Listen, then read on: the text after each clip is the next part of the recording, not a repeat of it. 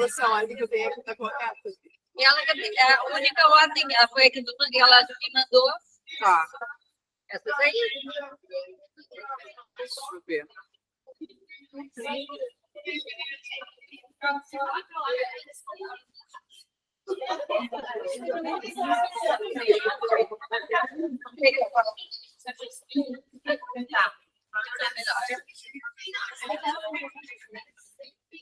Tá bom? Tá bom? Tá bom, tá bom. Tá. Eu vou ficar ali atrás. E eu vou vir aqui quando ela pedir.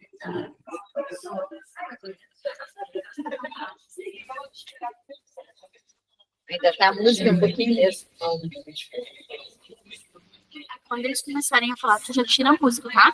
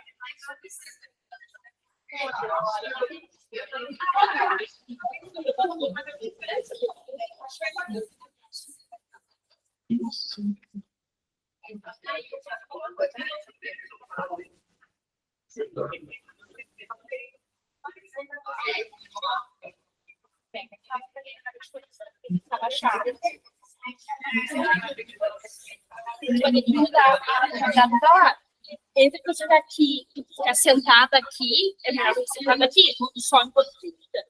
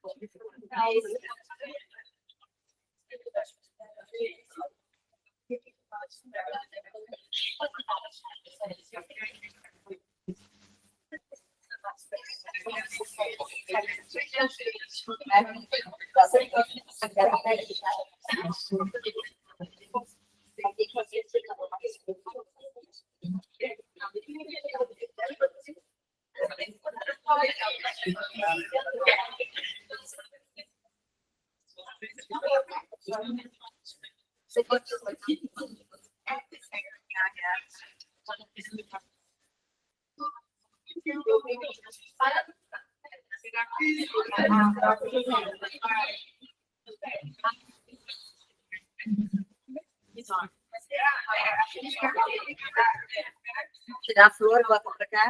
Isso. Eu acho que mas quem que vai mexer no computador? Não, é.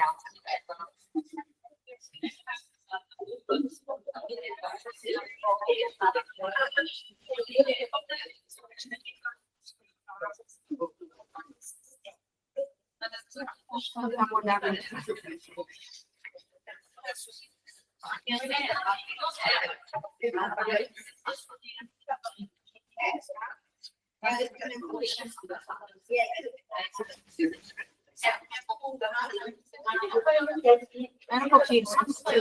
Essa cadeira, será que ela Tu quer uma outra cadeira? Ah, tá torta essa cadeira dele. Ela vai ver outra.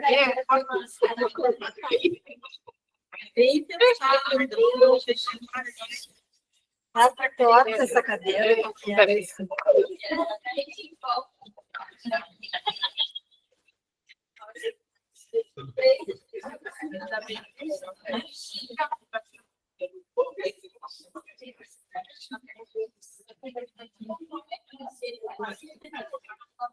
Obrigada. Ela tá caindo aquela cara. Deixa eu ver se tá. Vamos ver. Tá bom? Então. Boa tarde a todos, todas. É com muita alegria, então, que nós estamos aqui hoje para mais um evento científico de Lisboa. Então, eu estou muito honrada de poder estar recebendo a Magda Cunha, que veio de São Paulo aqui para nos acompanhar. Então, eu quero agradecer primeiro a presença de todos vocês, né? E quero fazer também alguns agradecimentos. Antes de mais nada, eu sou Luísa Rios, sou diretora científica, e esse evento está acontecendo por motivos assim, de trabalho de uma equipe que eu queria então, trazer para vocês assim, o meu agradecimento, a começar pela nossa presidente, a Thaís Starling, que está sempre junto conosco, e a minha equipe, então, que eu queria nomear, né, que estão sempre junto aqui, que são a Aline Bastucci, a Marina Araldi, a Marina Medeiros, a Mariana Correia, a Rafaela Cristani e a Paloma Bambi. Tá? Obrigada para vocês. E também aqui a Bruna e a Rô, que também nos acompanham. Então, a Magda vem trazer um tema muito caro, né? Muito lindo, que é a voz como a pele da palavra, sua potência subjetiva, um encontro analítico. Então, vocês viram que a gente chegou ouvindo um pouco de música hoje, porque a Magda está nos propondo, né, uma entrada no ciclo pelo sonoro. Né? Então, hoje nós vamos... A linguagem não é só palavra, né? A linguagem é corpo, gestos, são atos. Então, nós vou desejar assim, que a gente tenha um ótimo encontro. Agradecer também a Carla, que vai coordenar essa mesa. Então, vou deixar a palavra com vocês. Boa noite a todos, então. Boa noite. Então, eu vou apresentar a Magda. Ela é presidente da Sociedade Brasileira de Psicanálise de São Paulo. E, então, a Magda vai ter em torno de 1 hora para apresentar. Depois, a gente tem mais em torno de meia hora para as perguntas. Conto contigo, Magda. Alô, boa tarde, vocês todos que estão aqui numa sexta-feira. É um prazer estar com vocês. Muito obrigada, Thaís, Luísa, Carla, Luciana. Super obrigada pelo convite que vocês fizeram. É um prazer estar aqui. E uma instituição que, pelo que eu entendi, eu acho que esse tema vai fazer muito sentido, né? Pelo que eu venho conversando com todos vocês. E é um tema que, sobre a questão da voz, que há anos eu venho estudado, pesquisado, observado, e o que eu vou apresentar aqui para vocês hoje já é de uma longa pesquisa, de vários pontos para a gente pensar nessa questão da voz, em suas várias dimensões, e também na dimensão clínica, que é fundamental, né, para todos nós. Eu vou começar, eu vou seguir um pouco aqui o que eu tenho no trabalho, que eu sistematizei mais, uma reflexão sobre o tema, algumas questões um pouco mais teóricas, mas é que elas também elas fundamentam para a gente poder trabalhar um pouco melhor também nas raízes da psicanálise e a questão da voz. O primeiro item que a Luísa acabou de falar, da voz e a pele, né, que foi uma das primeiras formulações nessa entrada do tema. E eu vou dizer até a partir de uma experiência minha, né, da onde surgiu, né, o interesse mesmo dessa pesquisa. Então, começo dizendo uma experiência da minha análise. Eu já tinha interrompido a minha análise há algum tempo e estava passando por um momento super difícil. E fui rever o meu analista, meu ex-analista, e quando eu estava assim, com uma situação com a espada, sabe quando com a espada na cabeça, eu sentei, né, a minha análise depois de formação, de muitos anos, eu sentei, eu costumava até na época deitar, mas eu sentei, contei tudo que estava acontecendo, e ele foi falando. À medida que ele foi conversando sobre o que eu estava trazendo, eu não me lembro de uma palavra do que ele estava dizendo, eu me lembro da voz. A voz dele, aquele ritmo, o jeito, depois ele também tem um jeito assim, tranquilo, ele está falando devagar, me deu uma sensação muito estranha, estranhíssima, mas é como se tivesse assim com o fio desencapado, é como se eu sentisse a pele refazendo na cabeça, nos braços, na perna, era uma sensação como se a pele estivesse voltando, né? Uma sensação mesmo epidérmica. voltando, me restituindo um alguém dentro de mim, ressurgiu, porque eu estava sob muita pressão. E aí eu saí de lá, eu realmente queria lembrar o que ele tinha falado, eu até hoje não sei, nem ele ia lembrar depois, né? Mas essa experiência me deixou muito marcada. Só agora, aqui na lista, tantos anos que eu tinha um vínculo forte, me restituiu algo que, quando a gente está numa situação quase colapsando, né? Assim, num momento delicado, a importância só de escutar a voz, né? Isso, todo mundo deve ter alguma experiência de psicoanalista, né? De vários níveis, de escutar a voz, aquilo tem algum efeito, ou de horror, também, ou de acolhimento. Então, esse foi o primeiro, mas o que é isso, apesar de ser algo até relativamente conhecido, mas o que significa isso na transferência analítica? Então, as ideias iniciais foram aí, que a voz toca a pele, faz pele e gera corpo. Foi exatamente a sensação que eu tive, gerando corpo. E essa, então, escapada corporal, que é a voz, ela está ligada ao gesto. Então, é uma atitude física, projeta o corpo no espaço, né? Ao mesmo tempo que são ideias fortes da voz, né? Ela é impregnante, impactante, a voz se desmancha no ar. E acho que essa é uma formulação importante. É a corporalidade incorpórea, que interessa especialmente a psicanálise. Aquilo que é corpo e não corpo. Aquilo que é visível e não é visível. Né? E aí a gente começa a entrar nos autores, e vários autores têm mostrado, né, o papel importante que a voz cumpre na articulação da linguagem e na relação do outro ao corpo do bebê. A francesa, quer dizer, mas brasileira, franco-brasileira, a Marie-Christine Lasnik, em 2000, tem um artigo dela, que ela trabalha muito, para quem não conhece, aqui você trabalha muito com bebês, né? Tem um trabalho maravilhoso, né, na França, dessas relações originárias, né, que fazer um trabalho com autismo forte, né? Ela tem que é uma referência. Vou mandar depois a entrevista para vocês, que pode circular, porque acho que vale a pena, uma deles que a gente fez em São Paulo,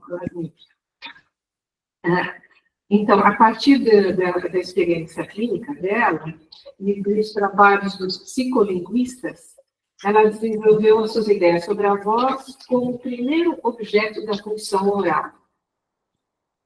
Então, eu só vou ler esse pedacinho do polo alucinatório de satisfação, onde estariam inscritos os traços visuais, a partir do olhar fundador da mãe ou dos pais.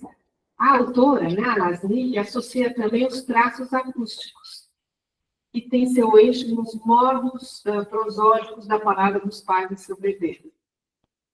Então, a gente sabe da importância da musicalidade da voz materna, isso acho que todos conhecem, né? Eu falo materna, mas de quem cuida da criança, né? Porque não importa quem cuida, mãe, pai, algum cuidador, a criança que está no orfanato, a família que cuidou, seja lá onde for, porque é importante a gente também, né, não centralizar tudo, porque nem todo mundo tem famílias constituídas assim como a gente imagina, como se fosse o padrão. Não. Então, é importante que o adulto que tiver,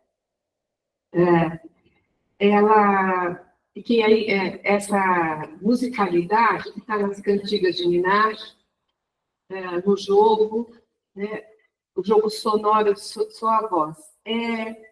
Essa é a expressão, né, de uma interação predominantemente afetiva entre a mãe e o bebê. Tem um autor, de São Paulo, Alexandre Socha, que tem um trabalho também, a dissertação do verdadeiro, foi sobre a voz, baseado em Winnicott, é um trabalho bem consistente. Depois eu passo toda a bibliografia, está aqui no texto, para isso aí. Vocês podem passar para quem se interessar. Então, sabe, né? A gente fala, que bonitinho, meu bebê. Não é só uma regressão, é aquela coisa assim, que depende, né? Aquilo ali vai ser projetado, aquilo acalma a criança. Ou não, ou a gente pode pensar também na coisa excessiva, intrusiva demais, que quer cuidar demais da criança, ou violenta, e isso vai marcando subjetivamente o infante. Né? O excesso também, essa coisa intrusiva, o excesso de tutelar a criança, pode vir como invasão e também não dando tempo para a criança processar as coisas.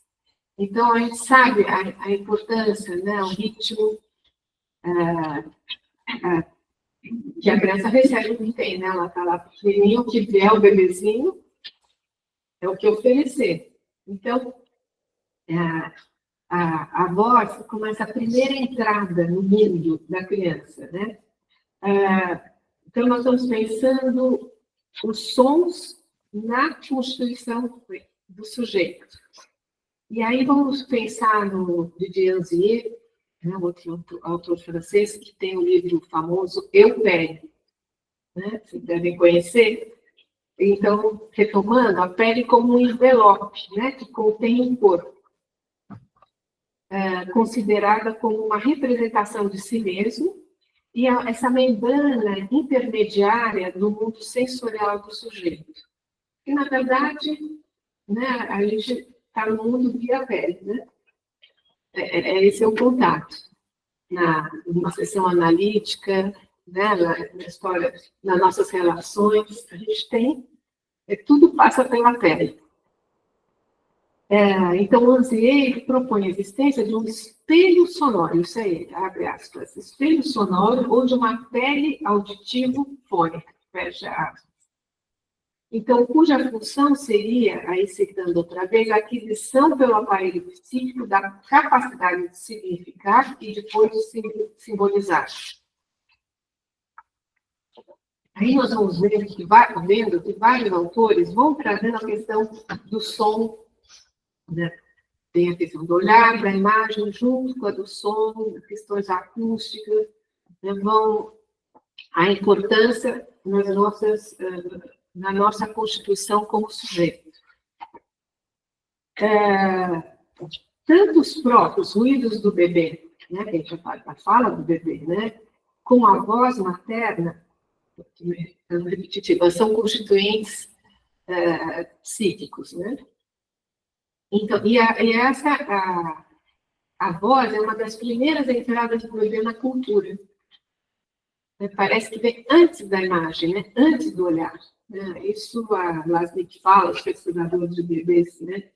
Tem trazido que a voz, ela vem por todos os lados, né? A criança, os ruídos, né? Desde que o bebê nasce, a gente está no mundo. Isso mais adiante eu vou falar, mas que o Lacan fala, os sons, a gente não tem como segurar, ele vem de trás, de frente, os lados, os olhos você fecha, não tem um esfíncter nos ouvidos. Então, ele vem por todas as partes. Então, o bebê é inundado pelo som, né? Isso que a gente fala, às vezes, né? Muito barulho atordoa a criança, o bebê ainda está entrando no mundo, né? Não tem como selecionar aquilo, entra que nem, a gente fala que nem esponja, é assim, que nem esponja. E isso é muito importante. A gente deve pensar que a voz é o primeiro elemento como fator de um laço social, né, onde faz os primeiros vínculos sociais. E aí a gente pode pensar na voz no espaço analítico, que às vezes a sonoridade, tanto do paciente, quanto aí pensando na dupla analítica, quanto do analista, às vezes ela ultrapassa, ou ela fica mais forte do que o próprio conteúdo. A voz, quando a gente fala do timbre, do tom, às vezes aquilo na transferência tem uma marca maior, nem sempre é o que se fala, né, os significados.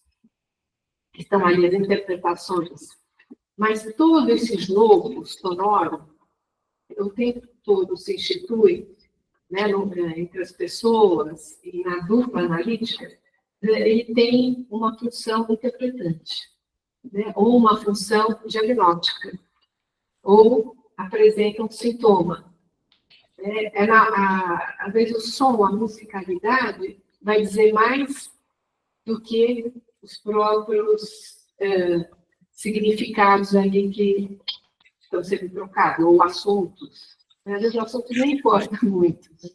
Alguns autores, a Megan Harris Williams, mais ligada a Meltzer, ela até coloca que tem uma citação dela de um artigo que saiu na revista ID, de São Paulo, de 2024, que ela acha que a música da linguagem humana e da voz humana é muito primitiva. E é o vínculo entre mãe e bebê enquanto ela ainda está no útero.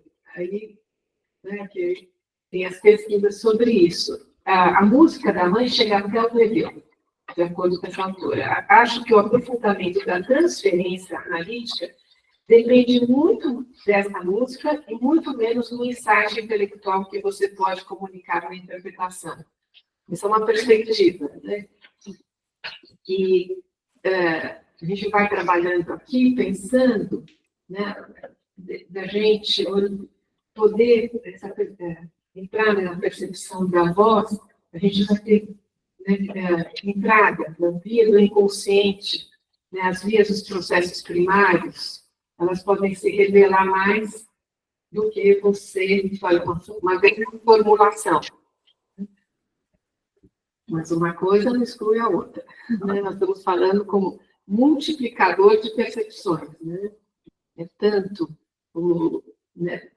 as ideias que são formuladas, algo do princípio de realidade, do princípio de prazer, dos processos secundários e primários. É esse jogo o tempo todo, aquilo que é mais racional, menos racional, mas como o nosso objeto de estudo e de trabalho analítico na psicanálise é o inconsciente, é o sexual, como diria o Laplanche com S maiúsculo, eu não vou entrar nisso aqui hoje,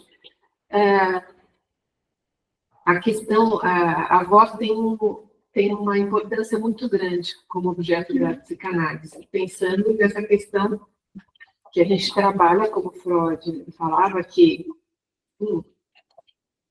na verdade, ninguém vai se transformar num processo analítico, mas a ideia é você ficar menos preso nos labirintos do inconsciente. Né? A gente vai tentando ser pessoas melhores, né? Assim, e menos presos nas nossas repetições e uma ideia de libertação nesse sentido, na sua simplicidade. Não é para atingir um certo desenvolvimento. A psicanálise, né, na sua radicalidade, não é para chegar nessa etapa da vida. Então, a gente vai ver o que é mais singular nosso, poder dar expressão para isso, se sentir menos amarrado, né, ou questões traumáticas, né, nas dores, ou nas nossas reflexões, que atrapalham as nossas vidas, né, da gente poder sentir minimamente transitando melhor entre os vários enfrentamentos. Como diria Freud, também retomando, é trabalho psíquico. Tudo é trabalho, né? Um dos centros da obra de Freud é a palavra trabalho, né? Trabalho de interpretação, trabalho do sonho, trabalho psíquico, trabalho de luto. Então, não tem como, não tem saída, né? A gente dá trabalho. Acho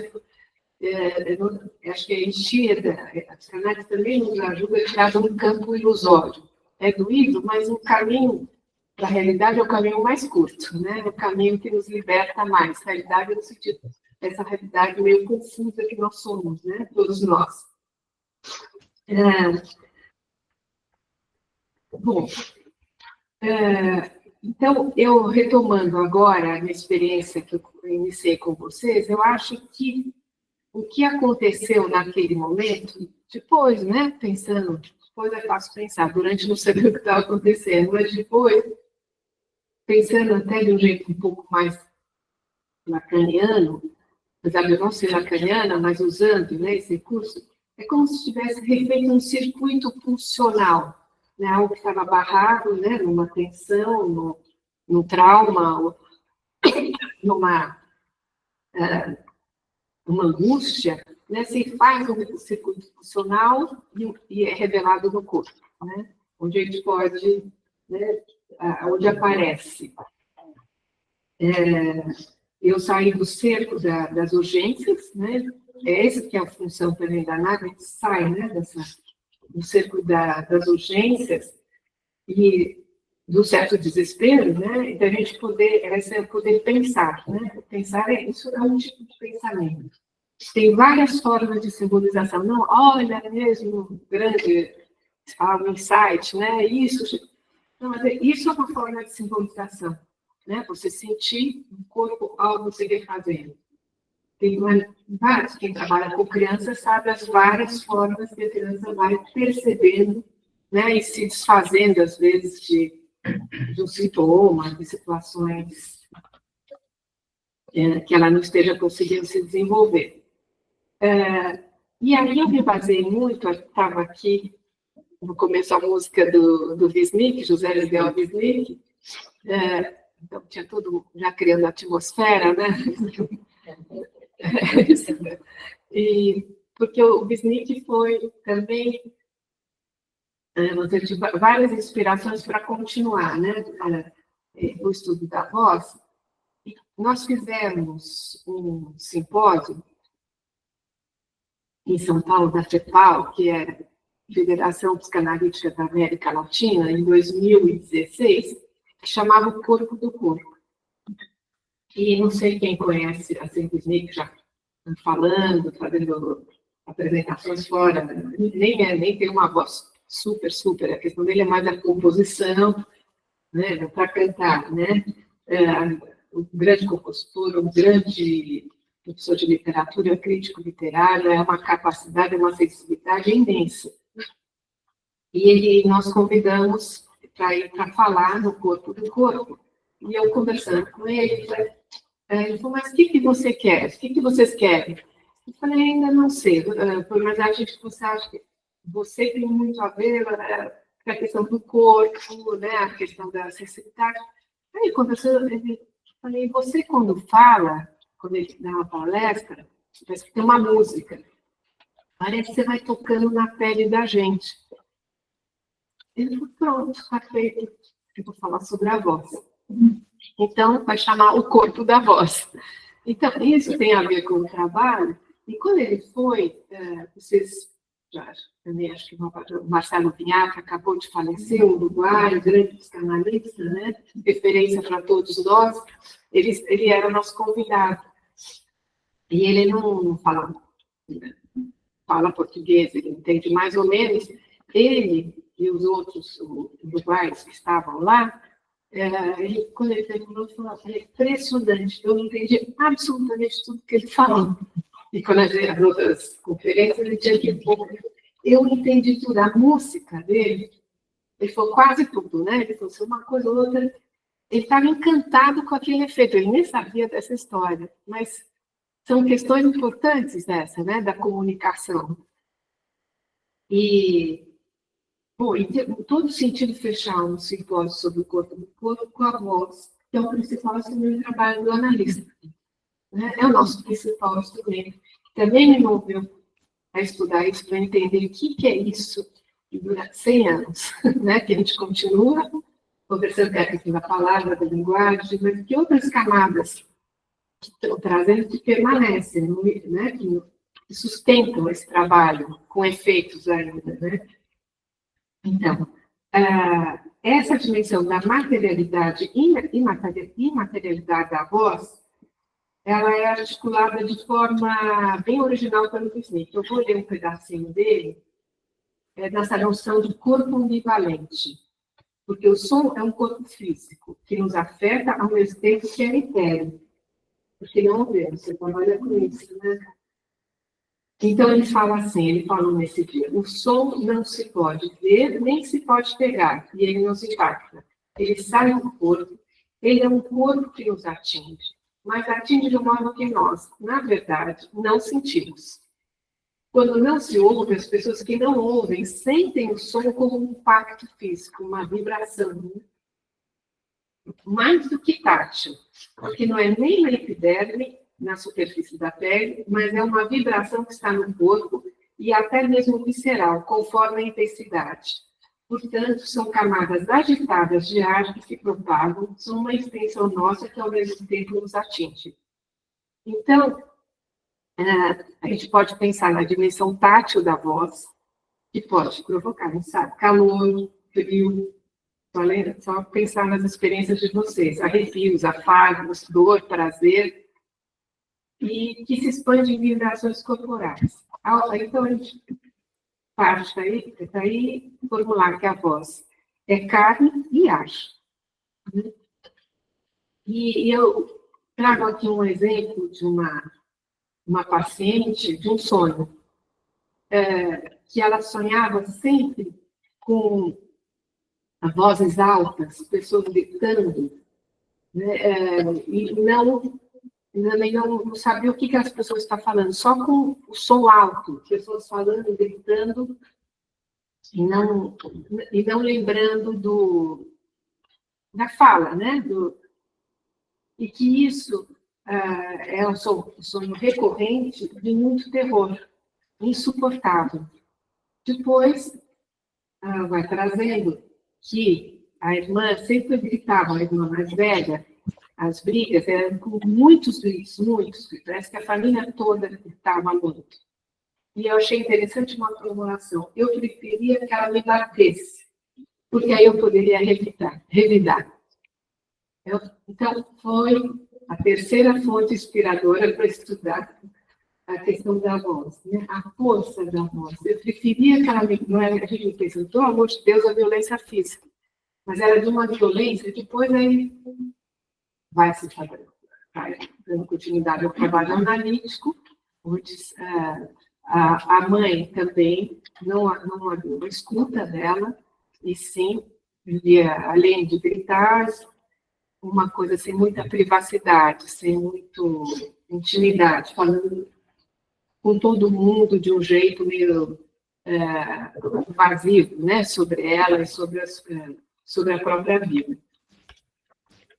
Então, esse horror a vozes altas, né, que isso aí você vai ouvindo de alguns pacientes, pessoas, às vezes só a voz, né, a voz, essa consciência que tem na voz, né. Aí, mais um pedacinho dessa... entrando ainda no terreno, né, então a gente pensar que a voz vai entre a fala e a linguagem, isso é fundamental, né? Ela justamente, ela está nesse entre, aí que vai ficando cada vez mais precioso para a gente. O Fábio Herman tem uma citação dele, palavras têm corpo, de vários modos, som vem do corpo. Nossa respiração transparece nas palavras, exprimindo tensão, angústia, confiança, resolução imprudente, arrependimento, hesitação, compaixão, amor. Os sentimentos coloram as palavras. Há ritmo no falar, dá urgência ao acalanto. Então, a gente vai cada vez mais vendo esse implicamento, né, entre a linguagem, né, a palavra, né, o que vai realmente dando sentido à nossa fala, né? Como que ela vai se formando. Então, a voz habita a linguagem e revela aquilo que não se pode dizer, o que não está dito. Tem um autor, que é o Zumthor, que é da parte de linguística, também acho que você deve trabalhar com música, e ele fala assim que ele não é psicanalista, mais do que por seu olhar, pela expressão do rosto, uma pessoa é traída por sua voz. Não tem jeito. A voz treme, né? A voz ela engasga, a voz mostra uma coisa muito amorosa. Então, a palavra, ela é onde se denuncia, né, a voz, onde se denuncia aquilo que mais indizível do sujeito. Aí, eu acho que eu vou só citar algo que o Wisnik coloca sobre a escuta psicanalítica, que eu acho que é bem bonito. Juntando essa questão, né, do som, da música, ele fala assim, sobre a escuta psicanalítica. Talvez seja uma escuta que tem que combinar a escuta literária e a escuta musical. Como se ele tivesse que ouvir, nós, né, os psicanalistas, a aura da música daquela voz, o que ela não está dizendo no que ela está dizendo. Mas, ao mesmo tempo, sem perder exatamente o que ela está dizendo, mas com todas essas refrações na materialidade da voz. Então, como ele escuta a música, escuta aquilo que está sendo falado, o que ela está dizendo, mas o que ela não está dizendo, né? Ele fica entre o texto literário e a música. Então, isso dá uma consistência para a escuta analítica. E uma coisa que aconteceu também, nesse caso clínico, eu não vou me estender nele, mas paciente quase não falava com uma voz muito baixa, grave, que não dava para escutar muito bem. Não era uma voz fina, era uma voz grave, parecia que eu estava dentro de um estúdio de gravação, tinha algum tipo de eco, e eu não conseguia, realmente era muito difícil. Depois de um tempo, aí eu falei assim, meio espontaneamente, você pode falar mais alto, que eu quero te escutar? Parece que ela deu um susto, ficou meio aliviada, assim, mas não era uma coisa muito pensada. Eu queria eles escutarem, e depois isso vai fazer um sentido para a gente estudar um dos autores aqui, pensando na questão melancólica. Né? O que é ser escutado e não escutado. Mas deixa isso guardado, vamos entrar um pouquinho agora, que é importantíssimo, na voz como objeto da pulsão. Como a gente falou, é pela voz que a criança interioriza o mundo, inicialmente. A mãe é a mesma que dá o seio e a voz. Isso que é importante, esse cruzamento. E aí, é nessa relação, né, com o outro que vai se construindo a linguagem. E Lacan, nós não vamos entrar na teoria de Lacan de jeito nenhum, mas eu tentaria, ficaria aqui mais uns 5 anos, mas eu pensei algo que ajuda muito a gente pensar. Que ele fala, né, ela que acrescenta as pulsões que todos conhecem, oral, anal, formuladas por Freud, a pulsão escópica e a pulsão invocante. Então, a voz, ela está na lista do seu objeto pequeno a, né, objeto vazio, né, que ele coloca.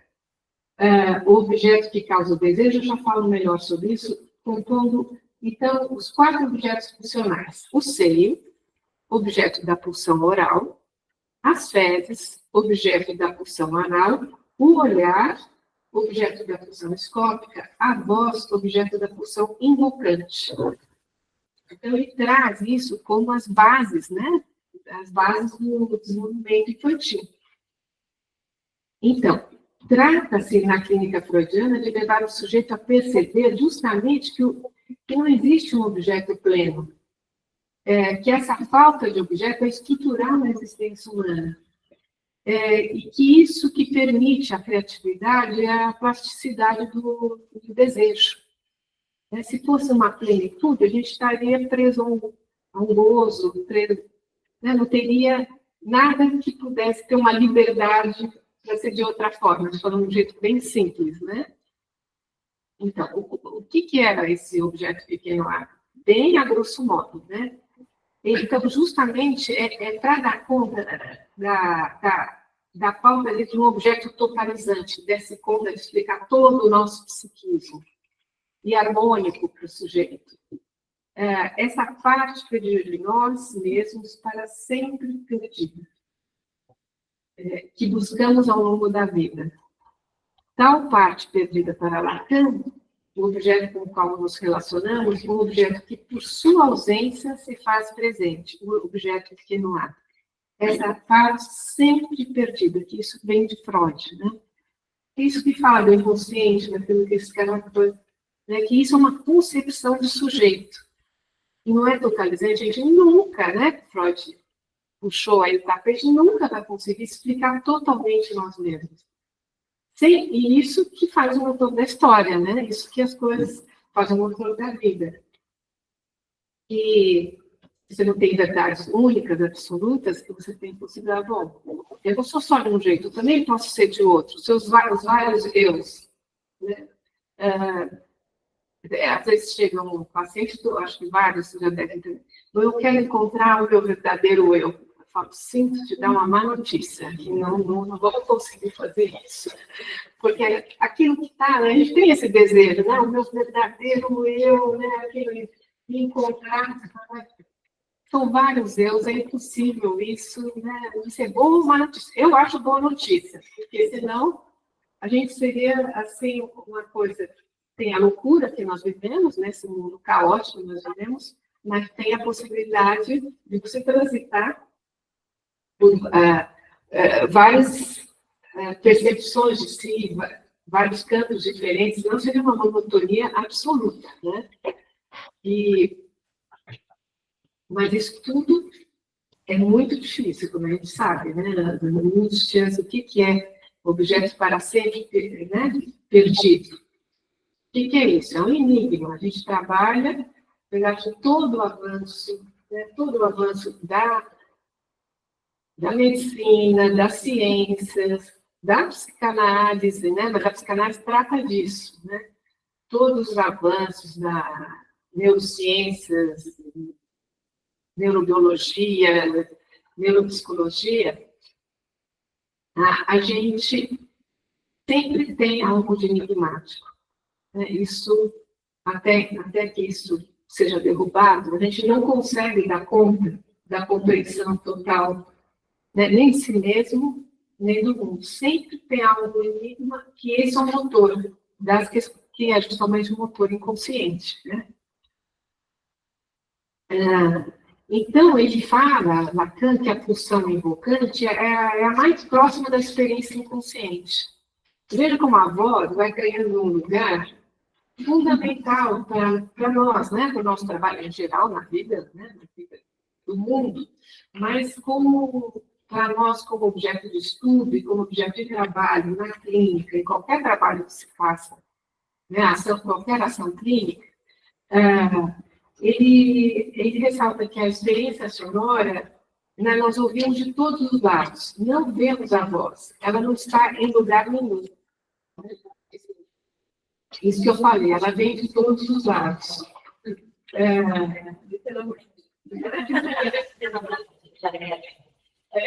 Acabou de aparecer. Então, ela está dentro e está fora. A voz é o que resta. Né? O tom e o timbre, como vocês também devem saber, o timbre, ele é a nossa impressão digital. Não há um timbre igual ao outro. Isso é questão genética. Né? Nós não temos nenhum timbre igual entre nós, igual a ninguém. Ninguém tem um timbre igual ao outro. Tem similares. Então, é a marca. Então, isso é muito importante porque ele não pode ser mensurado, né? Muito menos regulado por uma escala.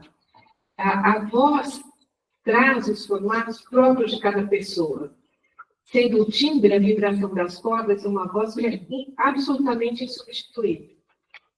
E também marca uma presença. Você tinha falado isso, né, Thais? O timbre marca a nossa presença. A gente reconhece a voz de uma pessoa. E aí, chama até a cor da voz, o timbre com a cor da voz. É a potência, né, da marca subjetiva da voz, do timbre. Aí tem uma experiência que até esse autor o Jean Vives, que em 2016, que é um francês que estuda muito sobre o autismo, a questão da voz, e ele, dando uma supervisão, ele conta isso numa aula que ele deu, que as crianças tinham um trabalho clínico com crianças autistas e que elas não respondiam às demandas ou comandos ou pedidos dos adultos que estavam ali, das pessoas que estavam ali. Mas começaram a usar robôs, vozes de robôs. As crianças faziam tudo que os robôs pediam, falavam, agora vai escovar o dente, sei lá o que era, né? Mas faça isso, faça aquilo. E isso é incrível, né, gente? Porque não tem a carga emocional, né, para a criança autista que tem extrema sensibilidade, que tudo vem como invasão, né? O humano vem como invasão, que tem todos os graus, né, que a gente pode pensar no autismo, mas assim, falando em som, né, tanto que tem problema de não aguentar muito som, né, a criança não é insuportável. Vale a pena ler esse autor, né, que ele fala, né, e isso eu concordo, que a gente aprender que são novas formas de existência no mundo, não como uma patologia, precisa ser tratado, mas tratado de uma maneira, né, muito especial. É tratamento mesmo, estou falando de tratamento analítico, tratamento terapêutico, e tem um jeito, tem uma bizarrice que fala de estar no mundo, mas é uma outra forma de estar no mundo, não para ser eliminado. Acho que isso está caminhando para ser mais compreendido. Então, o mundo vem com muita força e a voz dos robôs, que está isenta da emoção e da singularidade, pode ser escutado que tem algo que não me ameaça. Então, para o trabalho clínico, isso é fundamental, e para a pesquisa, né? E o tom, né? Pensando no tom, a gente pode pensar que o tom assume a interpretação da palavra, né? Que, como a gente falou com a mãe e o bebê, dependendo do tom, né? A gente sabe que a interpretação da palavra, como é que se é um carinho, se não é, se está agredindo, né? Se tem uma violência. Então, o tom, ele modula o tempo todo a nossa comunicação. Então, aí tem uma coisa importante. É meio complexo, mas eu vou tentar sem resumir, que o Vives fala. Que a criança é fisgada pelo timbre, porque o timbre da mãe, falou mãe, de quem cuida, aquilo que é reconhecido, aquilo que ela percebe, então ela vai escutar aquele timbre. Ela é fisgada, então ela é fisgada na linguagem. Eu vou ler isso, para concluir, pode ser dizer que o que torna uma voz singular não é o que ela diz, nem mesmo como ela o diz, e sim o seu timbre, que é a sua dimensão real, na qual o sujeito do inconsciente penetra e que, em grande medida, escapa a toda e qualquer captura. Esse timbre orienta o bebê, né, em direção à mãe. A gente sabe que o bebê pequenininho sabe muito bem, né? Claro, depois tem o cheiro, né? Tem o olhar que começa, né? Sensações, mas o timbre é a primeira entrada. E o conduzirá, ele nasce na linguagem. Tal como o peixe miúdo atraído pela isca, a voz da mãe. O bebê morte, o anzol, o timbre, e ele afeita a linguagem. Ele vai, do jeito muito se fala, prestar atenção naquele timbre. O que é isso? Então, vai em busca, né? Vai começar a ouvir aquelas formulações e entrou no mundo da linguagem. É por isso que é muito importante. Vocês sabem, né? Que aquelas experiências dos PITs, que os bebês que eram nos Estados Unidos, experiência já antiga, que os bebês que ficavam hospitalizados, que eram só, tudo era cuidado, trocava fralda, dava comida, mas que não tinham contato afetivo, porque eram bebês órfãos que estavam ali abandonados, tinham todos os cuidados básicos, mas com o tempo essas crianças iam morrendo, sem entrar no mundo, né? No mundo do afeto e linguagem, né? Estão associados. Aí, o timbre toca no corpo, na carne do bebê, no campo transferencial, a voz do analista incide no corpo do analisando, assim como a voz do analisando incide no corpo do analista.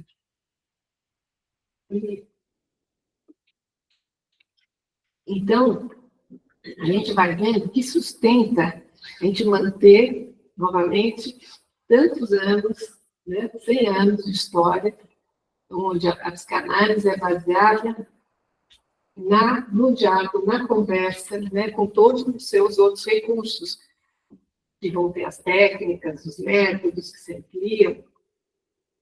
O método psicanalítico, ele quase que se mantém invariável, mas todas as formas, o método psicanalítico busca de sentidos na questão do inconsciente. Mas os settings, as possibilidades, né, de outros acessos ao mundo inconsciente, elas vão se transformando. Mas veja como a voz tem a sua potência, né, de acesso, né, quando a gente tem. Como eu mencionei antes, né, a primeira formulação que eu fiz foi a voz é a pele da palavra. Nessa minha pesquisa, simbólica, é a pele da palavra, onde a gente só tem acesso à palavra via a voz. Mas mais adiante, eu fui conversar com um colega de São Paulo, Luiz Carlos Menezes, para trocar ideias sobre o trabalho. Ele falou: faz todo sentido a voz como pele da palavra, mas você está um pouco epidérmica demais, brincando assim comigo. E ele me jogou 2 textos para me bagunçar a vida, atrapalhar um pouco mais, meio perturbador, porque eu estava achando que eu já tinha chegado ao fim da minha grande formulação. E ele me falou assim: e esses 2? Assim, bem muito interessante, está muito bom, mas aí ele me deu o sopro indistinto na imagem, do Pierre Foucault, francês, e gestos do ar, de Pierre, do Didi Rubin, é gesto dela, de Pierre. E aí, não que tirou essa ideia de jeito nenhum, né? Continuo formulando, e como vários autores, não sou eu que inventei, né, a roda de jeito nenhum, mas pensando essa formulação que eu fiz a partir desse estudo, a voz como pele da palavra, ela se multiplica que a gente, com essas outras ideias. Ela vai avançando. Como são as várias camadas psíquicas que a gente teve tempo, né, para ir. E aí,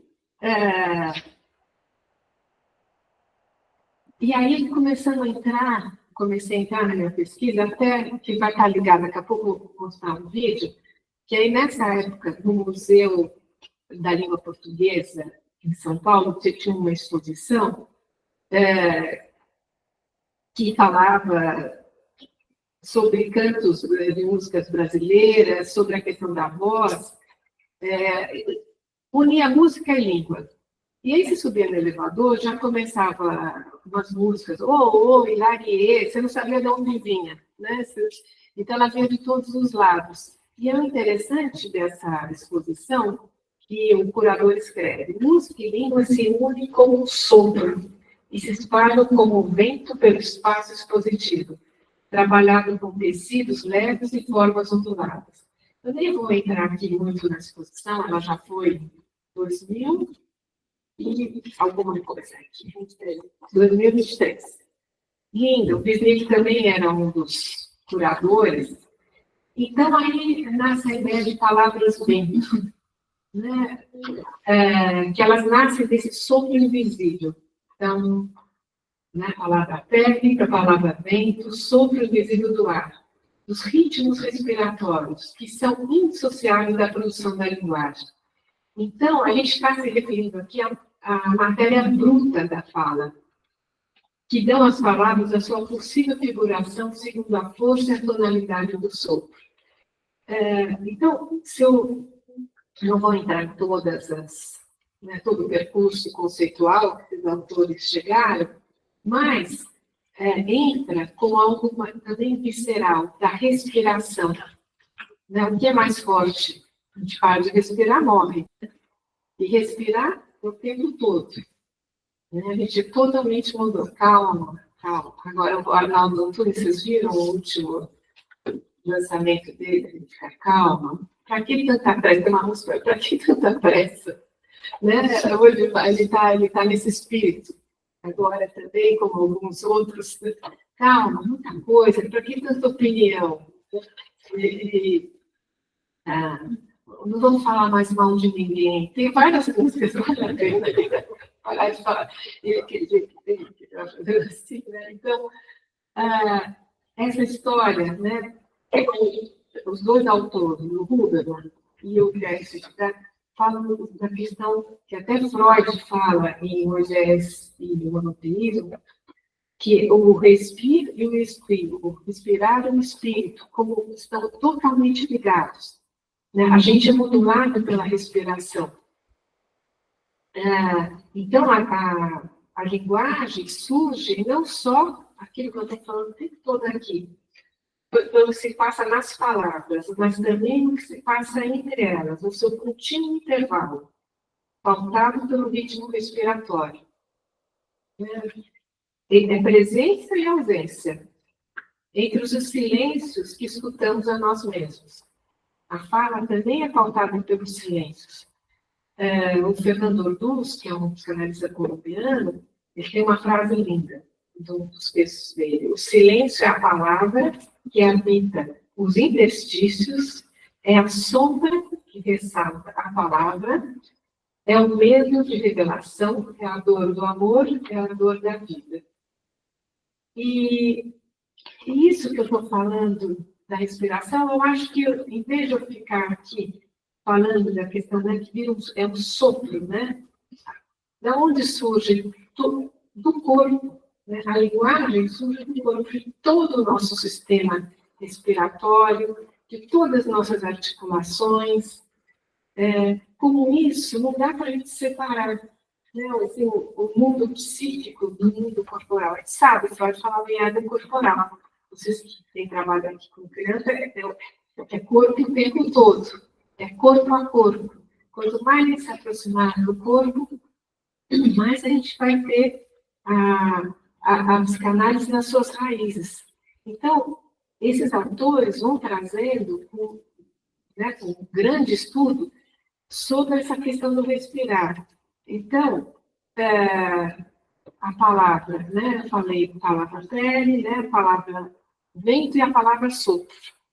Né? Pensar. E aí, eu acho que agora, que eu estou falando demais, estou cansado já, a gente, vamos ver uns vídeos que a gente distrai um pouco, para de ouvir a voz também. E aí, só deixa eu falar um pouquinho antes. Esse aqui, ainda não coloco, só um segundinho.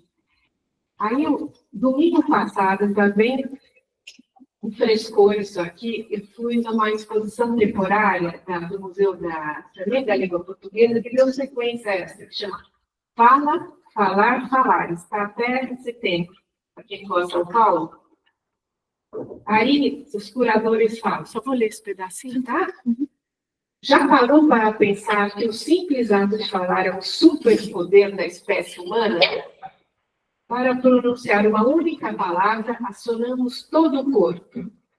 O cérebro, os pulmões, as cordas vocais, a boca. Quando o som que corta o ar encontra outra pessoa, essa operação se completa na forma de uma conversa, de música ou de protesto. Fala, Falar, Falares aborda a fantástica capacidade de se manipular o som a partir do corpo, sob uma perspectiva mais do que especial, a do português falado no Brasil e sua variedade. Vai disso até trabalhar com sotaques, todos do Brasil. É uma exposição muito bem feita, como sempre tem lá na Museu de Língua Portuguesa. Então, bem amador, porque eu vim aqui falar com vocês, eu fiquei filmando lá com o barulho todo. Então, vocês, por favor, a parte técnica, nem editei, porque eu falei, eu preciso levar para vocês que está assim, no frescor, está fresquinho. Então, são 3 mini vídeos, para vocês verem o que tinha na exposição.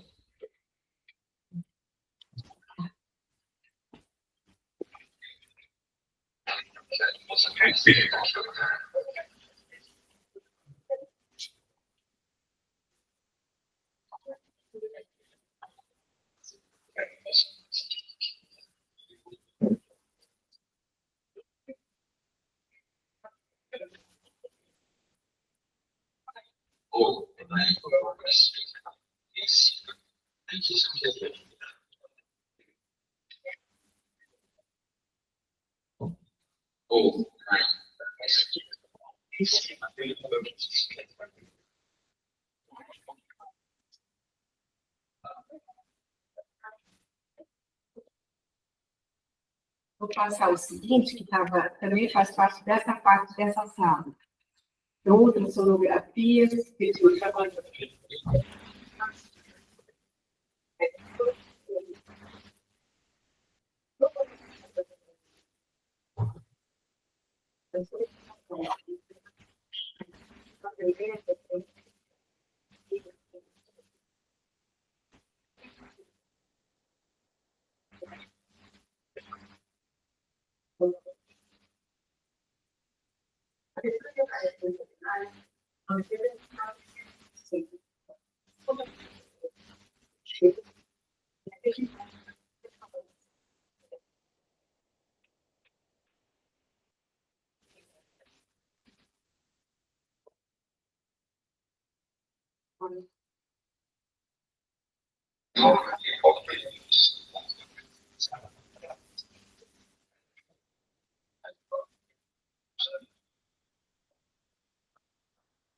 Essa era aqui. Tem várias estrofes de músicas dos compositores brasileiros, palavras assim, uma mais linda que a outra, e toda essa articulação. Então, uma sala assim, a primeira você entra, você assopra, e aí sai na tua frente toda a vibração da tua voz, colorido, sobe mais, mesmo a tua força.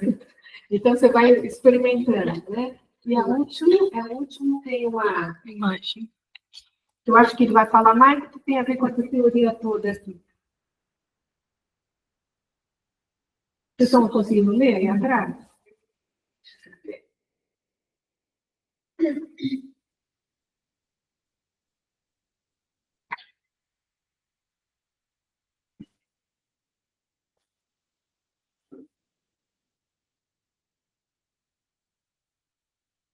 Oi?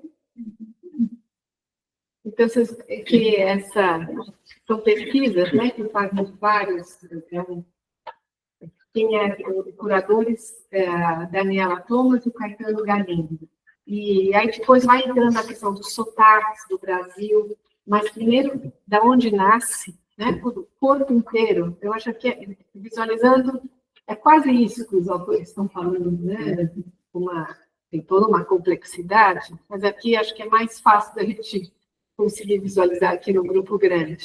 E depois eles vão entrando nos sotaques do Brasil, palavras, ouvindo as palavras, e a emoção das pessoas falarem das suas próprias idiosincrasias, da sua língua. Mas aí eu lembrei de um paciente de origem nordestina, mas já morava em São Paulo há muito tempo. Depois de muito tempo na análise, ele me contou, quando ele chegou em São Paulo para ser aceito, ele mudou o sotaque dele, realmente parecia um paulista falando. E aí ficou uma coisa travada, mudou porque ele não ia ser aceito. Quer dizer, isso dá para a gente passear nessas coisas para pensar, né?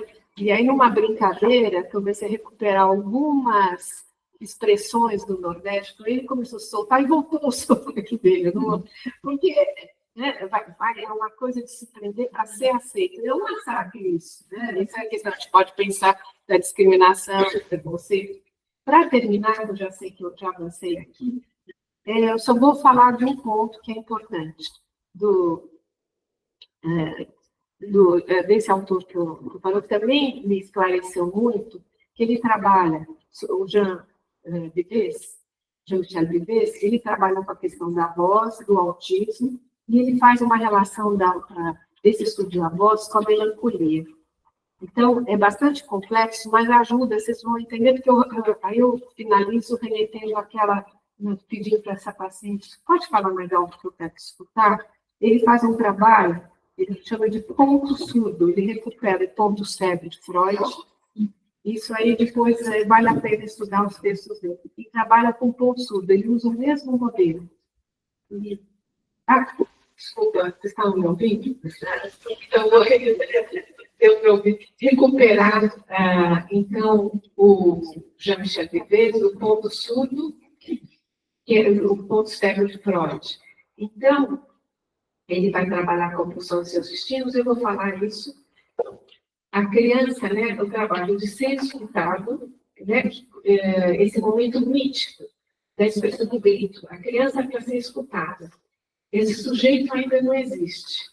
Então, a criança grita, ela só vai se sentir existindo se for percebido pelo outro. Né? Só o outro vai dar existência. Nós somos seres sociais. O segundo é escutar. Esse segundo tempo corresponde ao tempo da aparição do outro. Da função que responde ao grito. Aí é aquele que reconhece. E o terceiro, correndo assim, mas vocês já vão entender, se fazer escutar. Esse terceiro tempo seria um tempo durante o qual o sujeito há de vir se faz voz, implorando pelo ouvido do outro para obter uma resposta. Então, para ele chegar no se faz escutar, ele também tem que deixar um pouco de lado a voz do outro. Se ele está grudado, né? Se a gente ficar grudado em alguém, mas ele tem que também se retirar para ter sua própria voz. Ele faz um trabalho que a melancolia, em algum momento, por alguma questão dessa pessoa, né, de quem está cuidando desse, ele não chega a se fazer escutar, não consegue, perde essa voz, algo que não ressoou. E o melancólico fica buscando se fazer escutar, e ele, como se chegasse a uma formulação, é impossível se fazer escutar. Né? Pensando na sombra do objeto, né, recai sobre o ego, é impossível, há algo que falhou ali, nos primórdios da constituição do sujeito.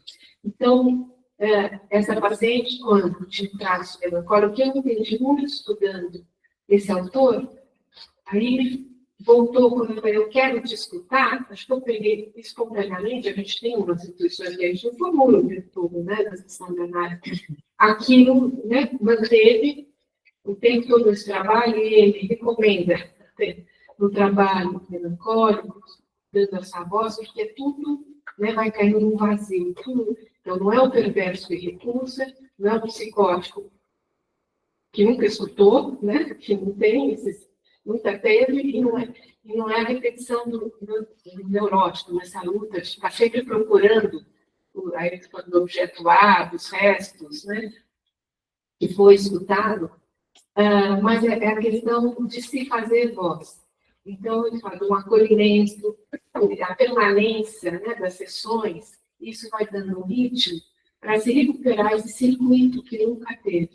Então, só para dizer, isso, lógico, está sendo muito rápido, a importância, e também foi realizando mais, como a voz é um material importantíssimo, né, o que mantém, não a gente vai ficar fixado na voz, mas fundamenta o trabalho do psicanalista. Né? Então, passando um voo sobre essas questões, fica aí para a gente conversar. Obrigada.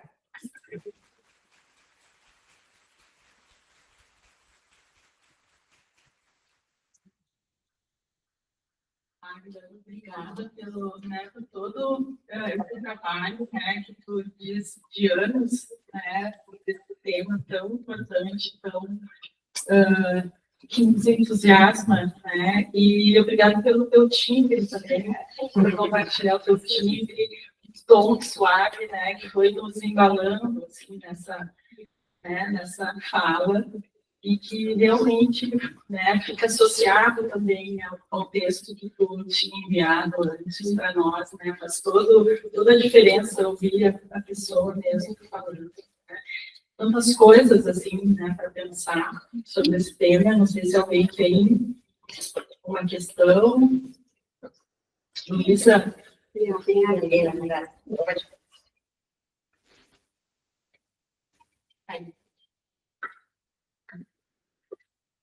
Oi, tudo bem? Eu sou a Karina, né? A gente já via, assim, essa questão da fala, né? E pensando no autismo e na TRIC, eu lembrei, eu acho que é legal contribuir, assim, e do trabalho, do pouco tanto que eu acompanhei dela, assim, do trabalho dela e assistindo ela utiliza muito o humanês, né? Tanto para diagnosticar os bebês que podem estar entrando no autismo, né? Como para tirar, entre aspas, do autismo, o bebê como um recurso, né? No atendimento dela, do humanês, que é essa fala mais agredida, entre aspas, da mãe, né? Quando o bebê. E que isso é muito claro no atendimento dela, quando o bebê tem a condição de se conectar de novo ou não tem mais, né? Então, eu só lembrei, porque é tudo cheio de simbolismo, de afeto, de melodia, né? O humanês. Só lembrei. Desculpa, qual é o seu nome mesmo? Karina. A Karina, não, é fundamental o trabalho da Lavini, tem muito apoiado nisso, e essa entrevista que eu vou mandar para vocês, ela fala que pode diagnosticar muito precocemente, e pode ter grandes avanços, né, de reconhecer isso, e a criança que não fala, às vezes não fala, né, 2, 3, 4 anos, para recuperar a fala, quem trabalha mesmo, né, com essas questões nessa via da mente, tem que colocar o lá. A criança não pode sair, porque os pais, a família fica e vão para o carro, lá, eu vou sair. Não, tem que voltar no blá, lá, fazer todos esses sons. Exatamente. É muito interessante também que esse ponto que a Dona Inês, que a Karina trouxe, né, da questão de que os bebês também têm, né, talvez uma necessidade de elaborar a voz, né, assim como o Winnicott fala, né, a adaptação imaginativa das partes, ele precisa de um tempo para olhar as mãozinhas, né, descobrir o próprio corpo, e a voz também, né, precisa se escutar, como tu diz, né, que a paciente tinha uma casa muito barulhenta, né, uma casa muito cheia de outros sons, né, que o bebê também precisa desse tempo para se escutar, né, para elaborar a própria voz.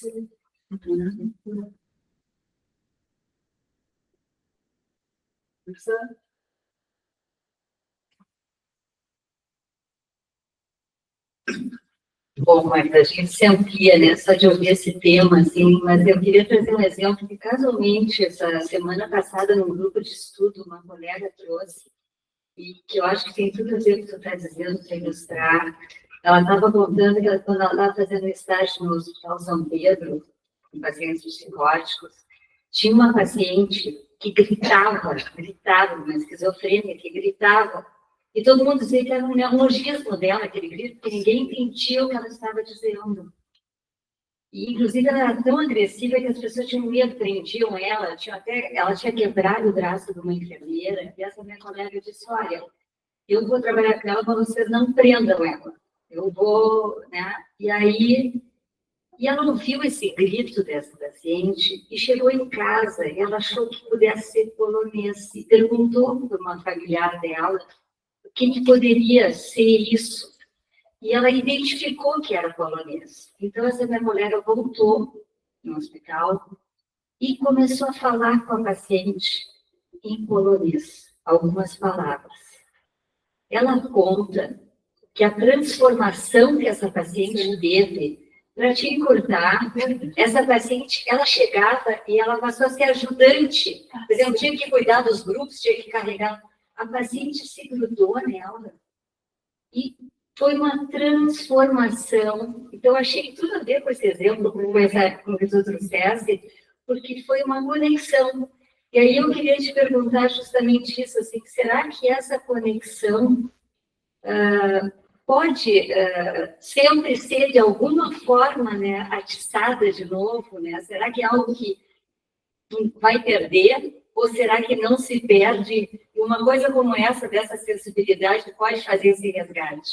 Né? Eu achei muito lindo, eu me emocionei quando nós falamos, que coisa linda que você conseguiu fazer com essa paciente, né? E simplesmente era uma paciente assim que estava lá no limbo já. Ninguém queria chegar perto.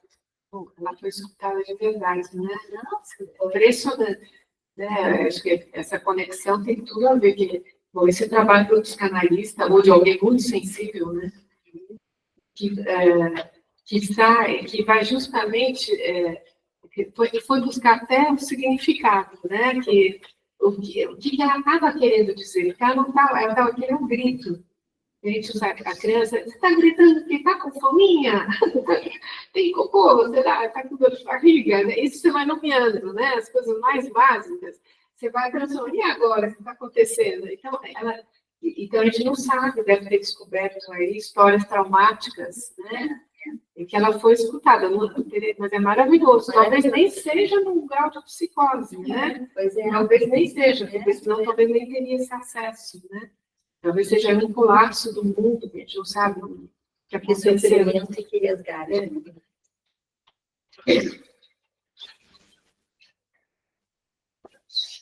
Mas uma beleza de lindas, né? Magna. Oi. Eu tô aqui, eu tô sentada. Qual é o seu nome? Marisa, eu sou pediatra, achei muito interessante esse teu trabalho, porque agora estava lembrando aqui dos meus pensamentos, e eu estava lendo o Sapiens, que fala exatamente da evolução, e por que fala um pouco, por que o Neandertal foi vencido pelo Sapiens, sendo que ele era mais forte. E, na verdade, ele venceu porque ele desenvolveu a linguagem, né? E eu acho que fico assim, pensando o que tinha de diferente, acabei pesquisando das coisas, cheguei até também no francês, e que ele disse, ele pesquisou a base do crânio do Neandertal, que ele é muito parecido com a do macaco, ou do gorila. E a glote aqui, essa região da fala, ela não dá possibilidade do gorila e nem dá a possibilidade do Neandertal de falar. E aí houve a evolução dessa região e o Sapiens acabou vencendo pela comunicação, pela fala, enquanto o outro só colocava os bonitos, né? Então, eu achei super interessante, porque a minha é mais bebês, né? E elas vi que acho também muito interessante todos os aspectos que ela pegou em relação ao desenvolvimento do autismo, né? Para que ele desenvolva a fala, ele precisa instalar o corpo. Então, aí eu fico pensando assim, ó, antes de tudo, ouvir o corpo e o toque. Eu acho que talvez na região de fala, a primeira sensação e a troca é a questão do toque, né? E, então, para a criança poder desenvolver a fala, ela precisa de outros elementos de instalação corporal, né? Então, é muito interessante, porque os pacientes que eu acompanho dela, eles não precisam nem de fono. Isso é um espetáculo, né? De que outros elementos estão associados ao desenvolvimento da linguagem falada, né? Então, eu me encantei quando eu disse que o homem descobriu que ele se venceu pela comunicação e aí que ele venceu a força. Hoje, essa comunicação, não sei se está sendo tão benéfica quando foi naquela época, mas esse é um espetáculo, né, da evolução dele. Só posso dizer, mas é um espetáculo, é uma maravilha, né? E essa recuperação da história, que tem a história de cada indivíduo. cada sujeito, né? Isso que você está falando que ajuda a pensar, né, no desenvolvimento, precisa recuperar o corpo. Eu acho que isso é só da humanidade, e a gente é a humanidade, né? E quando se perde isso, fica essa coisa caótica, né? Mas muito, acho fundamental isso de recuperar os recursos aqui. Então, Paola, estava lembrando aqui da outra vez que a gente discutiu, que era em plena pandemia, bem melhor te ter aqui presencialmente. Mas, enfim, eu fiquei pensando muito, além da consistência, da sensibilidade do teu trabalho, mas de que nós somos uma presença polissensorial. E acho que essa é uma questão muito importante no trabalho analítico, que vem sendo desenvolvida mais ultimamente na contemporaneidade, exatamente essa forma de acessar na sessão analítica esse universo, vamos dizer assim, polissensorial. A nossa escuta também precisa alcançar, vamos dizer assim, esse desdobramento. E aí uma coisa que eu fiquei pensando, porque me interessa muito, e talvez seja assim um complemento a tudo que tu trouxeste, que é o gesto. Todo o tempo que a gente fala, a gente está gesticulando. Então, eu fiquei pensando, assim, de escutar também como a gente poderia pensar essa questão da voz e do gestual, porque são movimentos que vão acompanhando o timbre e a nossa fala todo o tempo. E, então, essa é uma questão que me interessa. E a outra que eu fiquei pensando é nesse entre da voz, porque a voz vem de dentro, ao mesmo tempo alcança o externo, e a gente tem um certo estranhamento com a nossa própria voz, que eu acho que representa exatamente esse lugar, vamos dizer assim, inapreensível do próprio inconsciente. Então, eu acho que essa também é uma experiência bem interessante, né, de tolerar que é o estranhamento que a nossa própria voz, uma vez que ela vem de dentro, ela também revela uma parte nossa desconhecida, né, e de certa forma assustadora. Começando pela última parte que você falou, quando a gente se escuta, a gente não se reconhece. É isso, uma gravação aqui, isso né, é muito esquisito. Né? Eu detesto me escutar, depois que voz é essa, né? De onde surgiu? Então, esse estranhamento, a gente está aí, né, fechado nessa caixa toda. Né? Mas então, vamos estar falando o que tem dentro, fora. Eu estava falando com vocês o que eu estava falando do. Quem está me falando da questão do odiar? Thaís, tá. Então, não, que o Renato Soares, desculpa, eu estou misturando as conversas. Estava retomando aí o trabalho, aquele filme, Renato Soares, Argentinos, que tem os episódios, é uma maravilha aqui, né? Clássico.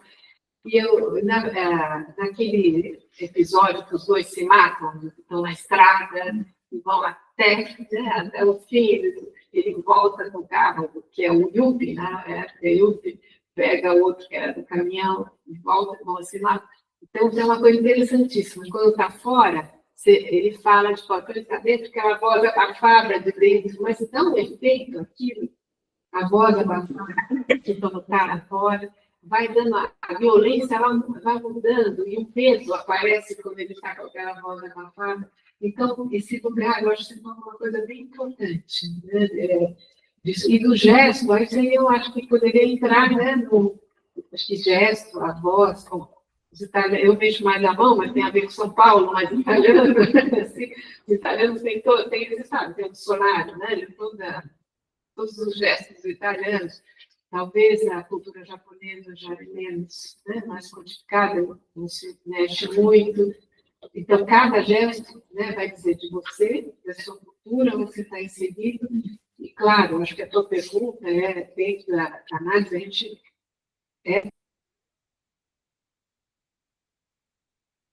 mesmo online, né, mesmo na presença online, a gente captura muita coisa. Né? Então, tudo nos interessa. Né?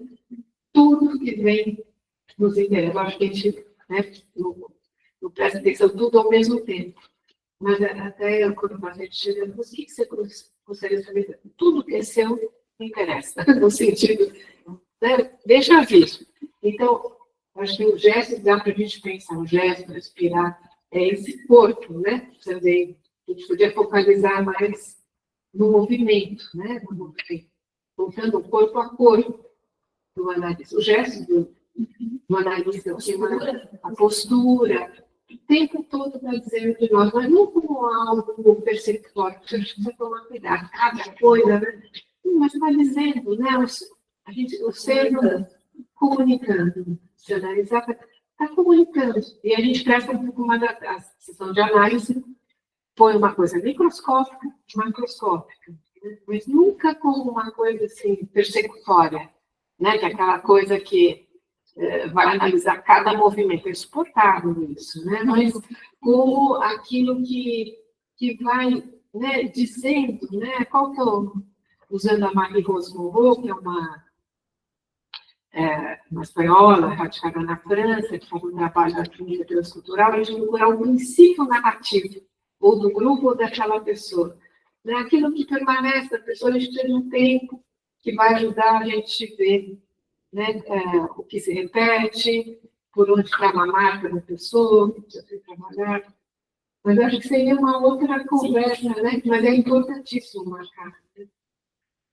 Inclusive, né, as gurias pediatras, né, é do mesmo tronco embriológico, né, a linguagem, né, e as mãos, né, então, por isso, talvez a gente fale agora com as mãos assim, né?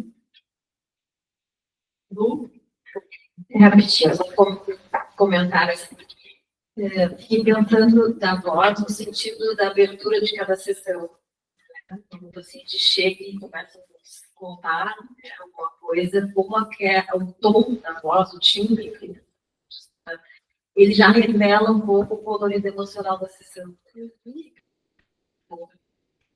E fiquei também pensando no tom da voz, a voz também muda, né? A gente tem o ciclo vital, e pensei também durante uma sessão, ou durante os anos que passam no processo, com as mudanças, também o tom, o jeito da pessoa falar,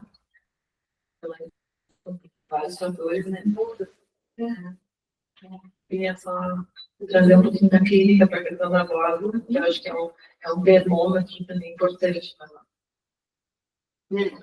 Uma grande referência, você pegou pontos importantes. Depois você pode até falar, né? Ficava trabalho, né? Foram com os atores, assim, os cantores. Para aquecer a voz, né, eles têm uma técnica que é mais ou menos como os bebês fazem os primeiros gestos, as primeiras vocalizações, né, é aquele... né, então, os cantores aquecem, isso que tu mostraste, que eu achei muito bonito, muito legal ouvir, é exatamente aquecer as cordas que a Marina mostrou ali, né, as cordas vocais. Os bebês também estão aquecendo, né? Estão descobrindo a voz. Os cantores, eu acho que também os pacientes vão aquecendo, né? A voz ao longo da sessão. Os cantores não perdem, não muda agora. Quem canta pode ver. Sim. Ele permanece com a voz dele sempre, né? O timbre.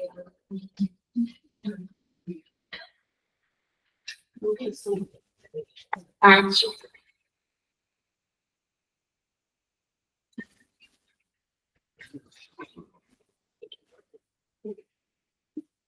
Boa tarde, Magda, prazer te escutar, sou da Tchera, né?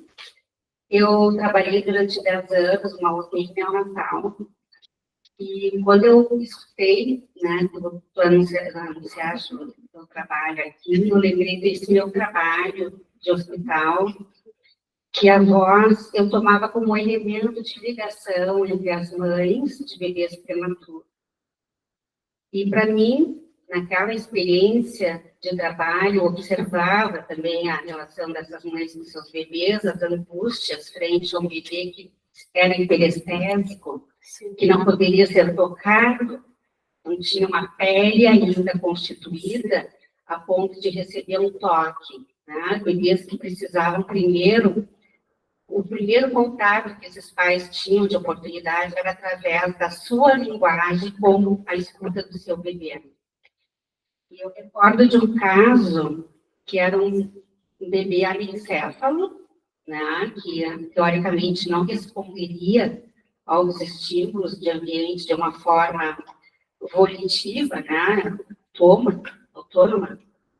E um dos pais que eu orientei para poder fazer a primeira visita era que ele primeiro se apresentasse ao filho, porque ele falava com esse filho através da barriga, né, da esposa, e constituiu um vínculo com esse bebê. E ao entrar na UTI e enxergar com seu filho dentro da caixa da incubadora, ele conseguiu se identificar que o bebê, anencefalo, virou a cabeça e o identificou. Então, foi algo, assim, de uma experiência, o quanto a voz tem esse potencial de poder vincular as pessoas inicial, ainda mais em situações limítrofes, né, em que a pele não tem condições de ser tocada, tá?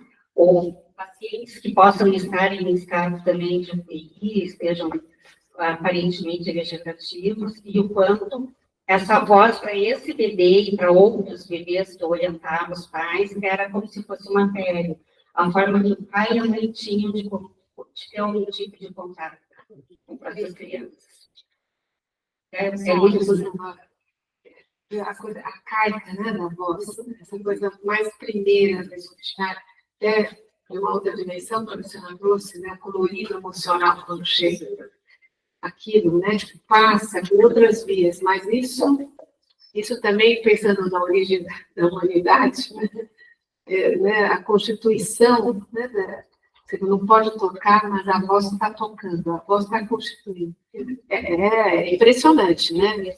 É impressionante isso. Né? Como se fosse essa potência, né? Do bebê virar. E que ali faz toda a diferença.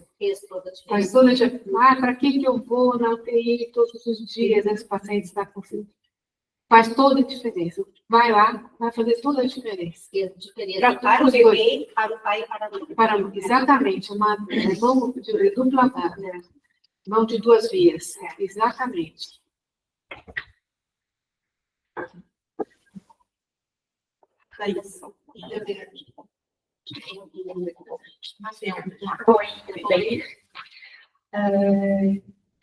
Oi, Magda, Clara. Muito bom, tá? Achei incrível. Fiquei querendo escutar um pouquinho mais sobre isso que tu traz, de sentir no corpo algo se refazendo, como uma forma de simbolização.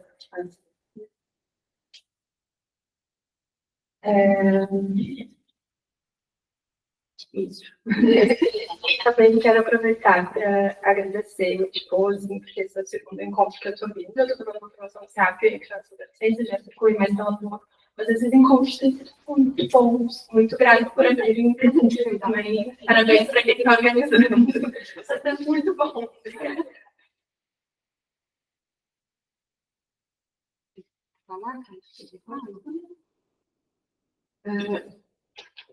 Clara, acho que a pergunta é clara, é muito boa. Mas é muito boa porque a gente tende, por que eu quis marcar isso, né? Tende pelo estudo teórico, não como erro, a gente tende a pensar na simbolização como algo que se chega formulando uma ideia, né? Então, até alcançar, então, precisa chegar a um certo ponto, é quando a gente verbaliza algo, quando o pessoal, enquanto, né, refazendo algo, né, você pode perceber algo via sensorial como uma forma de elaboração. A vida tem muitas dimensões. Eu acho que é isso que a gente está vendo o tempo todo, né, do corpo, falando tudo que vocês falaram, tanto a Marisa, quanto o seu nome da Tatiana, né, essa constituição do sujeito, né, nos seus primórdios. Então, não existe só chegar nesta simbolização, né, mas esse contato com o corpo te dá bases para você saber se existe. Né?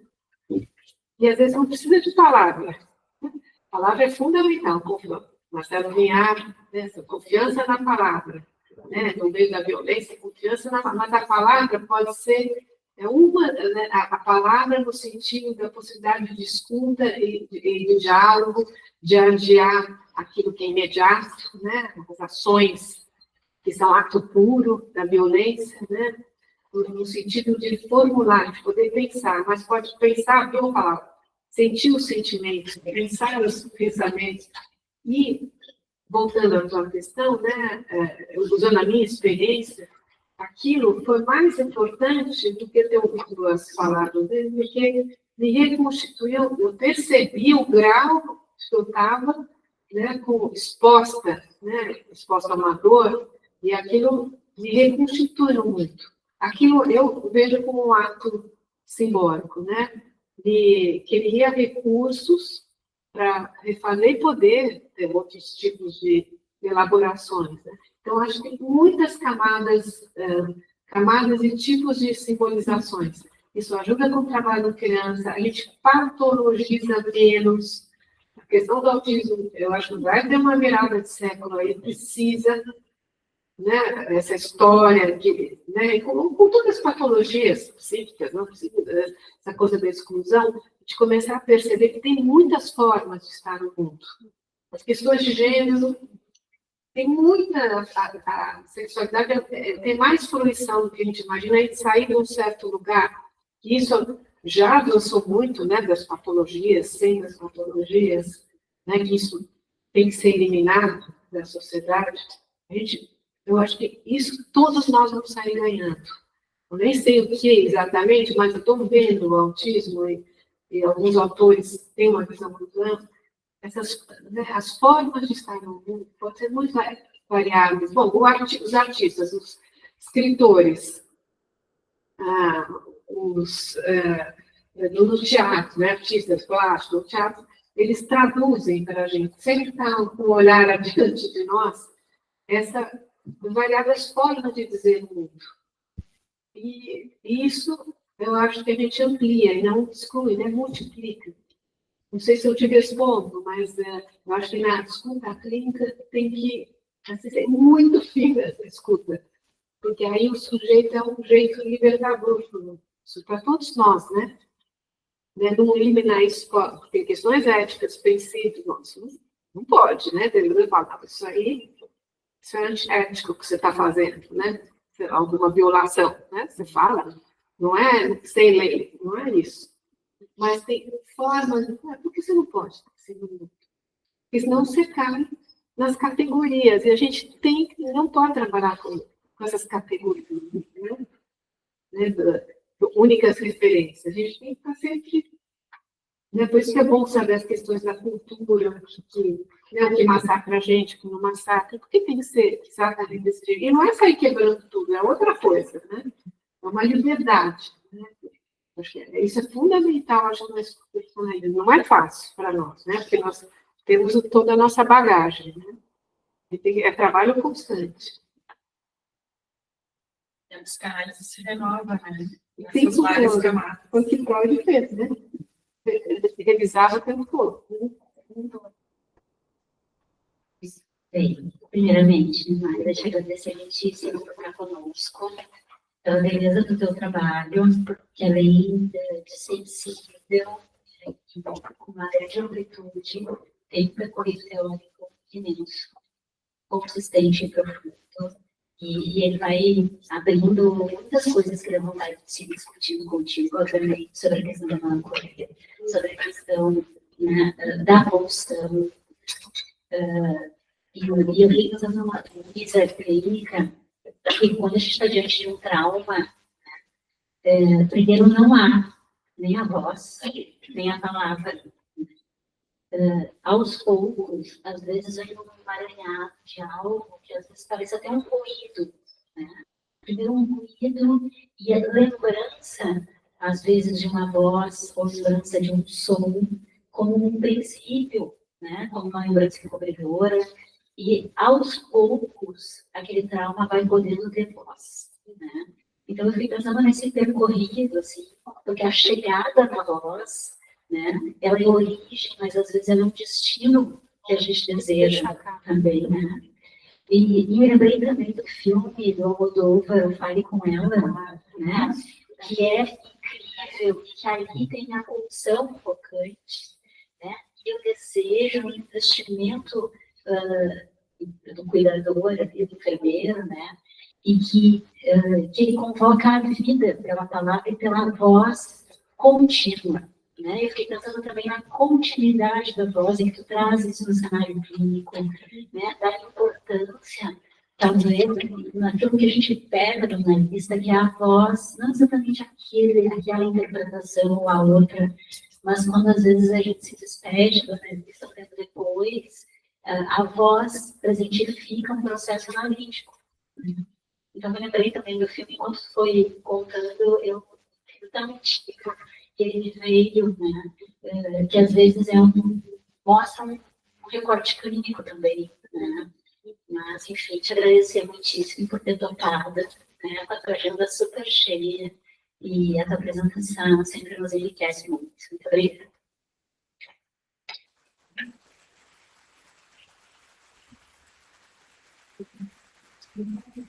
Mesmo prazer, se a gente quiser pensar mais coisas aqui, só aprende. E, bom, faz todo sentido isso. Lembra da época, lembra? Tem muitos jovens aqui da secretária eletrônica. Muitos, eu ouvi de vários colegas, e também aconteceu que às vezes os pacientes ligavam, a gente nem tinha, como é que chamava aquele que Pina, acho que ninguém está com a maior parte do saber, secretária eletrônica e Pina. E aí ligavam só para ouvir a voz da analista no momento, tirava uma parte, né? E aí, quem quer ouvir a voz da parte também, escolher ter um livro, né? Mas muito obrigada. Eu que agradeço a presença de vocês. Eu aqui já estou com vontade de estudar outras coisas que vocês trouxeram. Mas obrigada mesmo, obrigada mais uma vez pelo convite. Foi um prazer. Obrigada.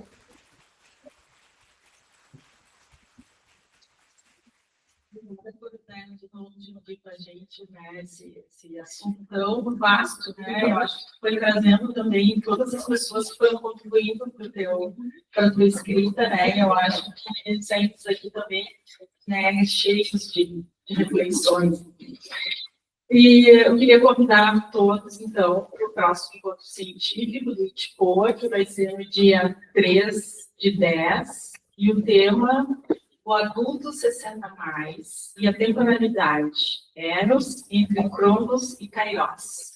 Um belíssimo tema também. Beleza.